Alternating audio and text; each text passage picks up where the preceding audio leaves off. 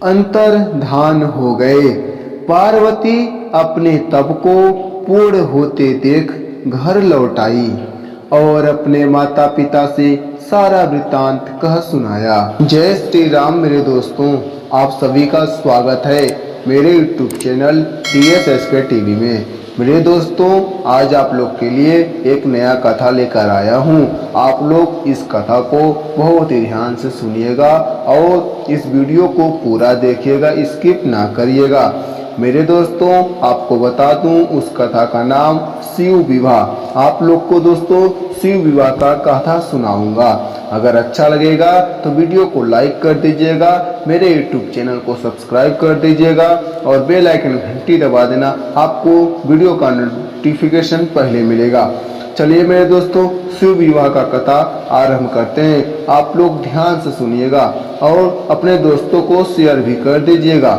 एक समय की बात है जब भोलेनाथ सती के विरह में शंकर जी की दयनीय दशा हो गई। वे हर पल सती का ही ध्यान करते रहते और उन्हीं की चर्चा में व्यस्त रहते। उधर सती ने भी शरीर का त्याग करते समय संकल्प किया था कि मैं राजा हिमालय के यहाँ जन्म लेकर शंकर जी की अर्धांगिनी बनूं। जब जगदम्बा का संकल्प व्यर्थ होने से तो रहा, वे उचित समय पर राजा हिमालय की पत्नी मेनका के गर्भ में प्रविष्ट होकर उनकी कोख में से प्रकट हुई। पर्वतराज की पुत्री होने के कारण वे पार्वती कहलाईं। जब पार्वती बड़ी होकर सियानी हुई तो उनके माता पिता को अच्छा वर तलाश करने की चिंता सताने लगी। एक दिन अचानक देवर्षि नारद राजा हिमालय के महल में आ पहुँचे और पार्वती को देख कहने लगे कि इसका विवाह शंकर जी के साथ होना चाहिए और वही सभी दृष्टि से इसके योग्य हैं। पार्वती के माता पिता के आनंद का यह जानकर ठिकाना न रहा कि साक्षात जगन माता सती ही उनके यहाँ प्रकट हुई हैं। वे मन ही मन भाग्य को सहराने लगे। एक दिन अचानक भगवान शंकर सती के विरह में घूमते घूमते उसी प्रदेश में जा पहुँचे और पास ही के साथ गंगावतरण में तपस्या करने लगे। जब हिमालय को इसकी जानकारी मिली तो वे पार्वती को लेकर शिव जी के पास गए। वहां राजा ने शिव जी से विनम्रता पूर्वक अपनी पुत्री को सेवा में ग्रहण करने की प्रार्थना की। शिव जी ने पहले तो आनाकानी की, किंतु पार्वती की भक्ति देखकर वे उनका आग्रह न टाल न सके। शिव जी से अनुमति मिलने के बाद तो पार्वती प्रतिदिन अपनी सखियों को साथ ले उनकी सेवा करने लगी। पार्वती हमेशा इस बात का सदा ध्यान रखती थी कि शिव जी को किसी भी प्रकार का कष्ट न हो। वह हमेशा उनके चरण धोकर चरणोदक ग्रहण करती और षोडशोपचार से पूजा करती। इसी तरह पार्वती को भगवान शंकर की सेवा करते दीर्घ समय व्यतीत हो गया, किंतु पार्वती जैसी सुंदर बाला से इस प्रकार एकांत में सेवा लेते रहने पर भी शंकर ने मन में कभी विकार नहीं हुआ। वे सदा अपनी समाधि में ही निश्चय रहते। उधर देवताओं को तारक नाम का असुर बड़ा त्रास देने लगा। यह जानकर कि शिव के पुत्र से ही तारक की मृत्यु हो सकती है, सभी देवता शिव पार्वती का विवाह कराने की चेष्टा करने लगे। उन्होंने शिव को पार्वती के प्रति अनुरक्त करने के लिए कामदेव को उनके पास भेजा, किंतु पुष्पायुध का पुष्पबाण भी शंकर के मन को विक्षुब्ध न कर सका। उल्टा कामदेव उनकी क्रोधाग्नि से भस्म हो गया। इसके बाद शंकर भी वहां अधिक रहना अपनी तपस्या के लिए अंतर्या रूप समझ कैलाश की ओर चल दिए।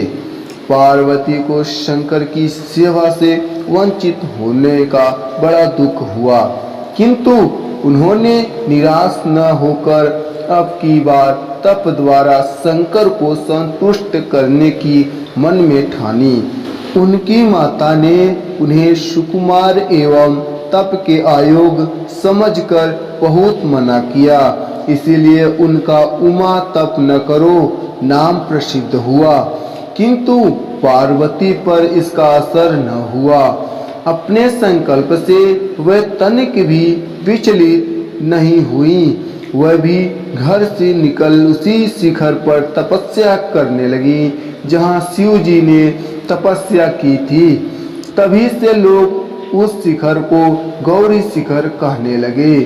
वहाँ उन्होंने पहले वर्ष फलाहार से जीवन व्यतीत किया, दूसरे वर्ष वे पेड़ वृक्षों के पत्ते खाकर रहने लगी और फिर तो उन्होंने पेड़ का भी त्याग कर दिया और इसीलिए वे अपर्णा कहलाई। इस प्रकार पार्वती ने 3000 वर्ष तक तपस्या की। उनकी कठोर तपस्या को देख ऋषि मुनि भी दंग रह गए। अंत में भगवान आशुतोष का आसन हिला। उन्होंने पार्वती की परीक्षा के लिए पहले सप्तऋषियों को भेजा और पीछे स्वयं वटु वेश धारण कर पार्वती की परीक्षा में निमित्त प्रस्थान किया। जब इन्होंने सब प्रकार से जांच परख कर देख लिया कि पार्वती की उनमें अविचल निष्ठा है, तब तो वे अपने को अधिक देर तक न छिपा सके। वे तुरंत अपने असली रूप में पार्वती के सामने प्रकट हो गए और उन्हें पाणी ग्रहण का वरदान देकर अंतर्धान हो गए। पार्वती अपने तप को पूर्ण होते देख घर लौट आई और अपने माता पिता से सारा वृतांत कह सुनाया। अपनी दुलारी पुत्री की कठोर तपस्या को फलीभूत होता देखकर माता पिता के आनंद का ठिकाना नहीं रहा। उधर शंकर जी ने सप्त ऋषियों को विवाह का प्रस्ताव लेकर हिमालय के पास भेजा और इस प्रकार विवाह की शुभ तिथि निश्चित हुई। सप्त ऋषियों द्वारा विवाह की तिथि निश्चित कर दी जाने के बाद भगवान शंकर जी ने नारद जी द्वारा सारे देवताओं को विवाह में सम्मिलित होने के लिए आदर पूर्वक निमंत्रण किया और अपने गणों को बारात की तैयारी करने का आदेश दिया। उनके इस आदेश से अत्यंत प्रसन्न होकर गणेश्वर, शंखकर्ण, केकराच, विकृत, विशाख, विकृतानन, दुंदुभुभ, कपाल, कुंडक, काकतपादोदर, मधुपिंग, प्रमथ, वीरभद्र आदि गणों के अध्यक्ष अपने अपने गणों के साथ लेकर चल पड़े। नंदी, क्षेत्रपाल, भैरव आदि गणराज भी कोटि कोटि गणों के साथ निकल पड़े। ये सभी 3 नेत्रों वाले थे। सबके मस्तक पर चंद्रमा और गले में नीले चिन्ह थे। सभी ने रुद्राक्ष के आभूषण पहन रखे थे। सभी के शरीर पर उत्तम भस्म पोती हुई थी। इन गणों के साथ शंकर जी के भूतों, प्रेतों, पिशाचों की सेना भी आकर सम्मिलित हो गई। इनमें डाकिनी, शाकिनी, यातुधा, वेताल, ब्रह्म राक्षस आदि भी शामिल थे। इन सभी के रूप, रंग, आकार, प्रकार, चेष्टाएं, वेशभूषा, हाव भाव आदि सभी कुछ अत्यंत विचित्र थे। किसी के मुख ही नहीं था और किसी के बहुत से मुख थे। कोई बिना हाथ पैर के ही था तो कोई बहुत से हाथ पैरों वाला था। किसी के बहुत सी आंखें थीं और किसी के पास एक भी आंख नहीं थी। किसी का मुंह गधे की तरह, किसी का सियार की तरह, किसी का कुत्ते की तरह था। उन सब से अपने अंगों के ताजा खून लगा रहा था। कोई अत्यंत पवित्र और कोई अत्यंत विभत्स तथा अपवित्र गणवेश धारण किए हुए था। उनके आभूषण बड़े ही डरावने थे। उन्होंने हाथ में नर कपाल ले रखा था। वे सबके सब अपनी तरंग में मस्त होकर नाचते गाते और मौज उड़ाते हुए महादेव शंकर जी के चारों ओर एकत्रित हो गए। चंडी देवी बड़ी प्रसन्नता के साथ उत्सव मनाती हुई भगवान रुद्रदेव की बहन बनकर वहां आ पहुंची। उन्होंने सर्पों के आभूषण पहन रखे थे। वह प्रेत पर बैठकर अपने मस्तक पर सोने का कलश धारण की हुई थी। धीरे धीरे वहां सारे देवता भी एकत्र हो गए। उस देवमंडली के बीच में भगवान श्री विष्णु गरुड़ पर विराजमान थे। पितामह ब्रह्मा जी भी उनके पास में मूर्तिमान वेदों, शास्त्रों, पुराणों, आगमों, संकाता, महासिद्धों, प्रजापतियों, पुत्रों तथा कई परिजनों के साथ उपस्थित थे। देवराज इंद्र भी कई आभूषण पहन अपने ऐरावत गज पर बैठ वहां पहुंचे थे। सभी प्रमुख ऋषि भी वहां आ गए थे। तुम्बुर, टू नारद, हाहा और हूहू आदि श्रेष्ठ गंधर्व तथा किन्नर भी शिव जी की बारात की शोभा बढ़ाने के लिए वहां पहुंच गए थे। इनके साथ ही सभी जगन माताएं, देव कन्याएं, देवियां तथा पवित्र देवागनाएं भी वहां आ गई थी। इन सभी के वहां मिलने के बाद भगवान शंकर जी अपने स्फुटिक जैसे उज्जवल सुंदर वृषभ पर सवार हुए। दूल्हे के वेश में शिव जी की शोभा निराली ही छटक रही थी।